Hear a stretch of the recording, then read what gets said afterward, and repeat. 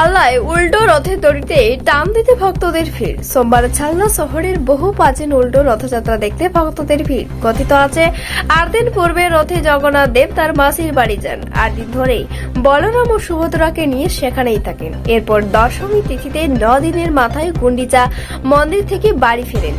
নন্দী ঘোষ রথে চড়েন, জগন্নাথ বলরাম চড়েন তাল ধ্বজে, সুভদ্রা দর্পদলন রথে চড়ে এই যাত্রা সম্পন্ন করেন।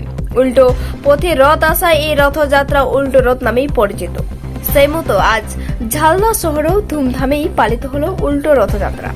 অপ্রীতিকর ঘটনা এড়াতে উপস্থিত ছিলেন ঝালদা পৌরসভার উপপৌর প্রধান সুদীপ কর্মকার সহ ঝালদা থানার আধিকারিকগণ। হরে কৃষ্ণ কৃষ্ণ কৃষ্ণ হরে হরে রাম হরে রাম রাম রাম হরে